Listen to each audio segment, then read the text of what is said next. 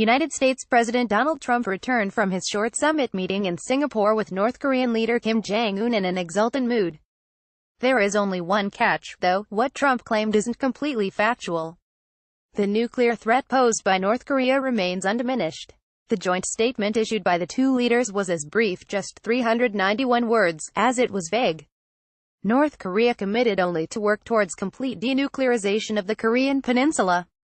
Missing was any definition of what denuclearization might entail, a timeline for implementation, or a reference to how any action would be verified.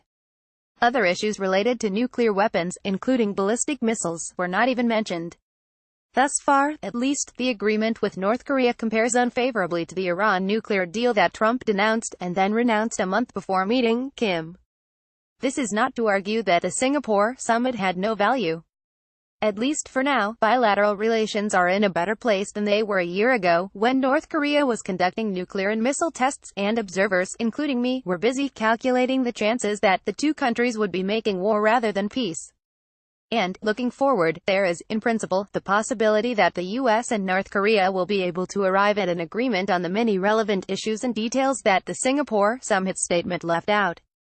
But turning this possibility into reality will be extraordinarily difficult. There are many reasons to doubt whether North Korea will ever give up weaponry that, more than anything else, explains America's willingness to take it seriously and treat it as something of an equal. In addition, the experience of Ukraine, a country that gave up its nuclear weapons, only to see the world do nothing when Russia annexed Crimea, hardly provides a reason for Kim to follow suit. Much the same could be said of Libya, given deceased former leader Muammar Gaddafi's fate. There is also good reason to doubt that North Korea, arguably the world's most closed and secretive country, would ever permit the sort of intrusive international inspections that would be required to verify whether it had complied with undertakings spelled out in some future pact. Trump seems to think that Kim can be swayed not simply by threats and pressure, but by flattery and promises as well. The White House released a 4-minute video that showcased Kim as someone who could be a great historical figure if only he would fundamentally change. The video also went to great lengths to show what North Korea could gain economically were it to meet U.S. demands. The president even spoke of the North's potential as a venue for real estate development and tourism.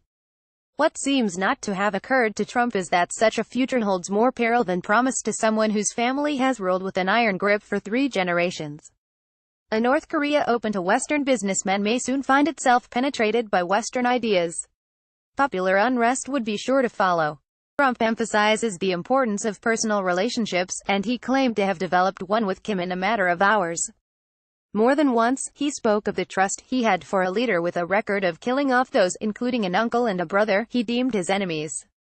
All of this turned former U.S. President Ronald Reagan's maxim, "trust but verify," on its head, to something like, "don't verify but trust." In fact, some of Trump's post-summit remarks have actually weakened the prospect of achieving his goals. It may now be much tougher to maintain international support for the economic sanctions that are still needed to pressure North Korea. Trump also did himself no favor by unilaterally announcing that the U.S. would no longer conduct what he described as provocative war games, also known as military exercises meant to ensure readiness and enhance deterrence. In so doing, he not only alarmed several U.S. allies but also gave away what he could have traded for something from North Korea. The danger, of course, is that subsequent negotiations will fail, for all these reasons, to bring about the complete and verifiable denuclearization of North Korea that the U.S. has said must happen soon.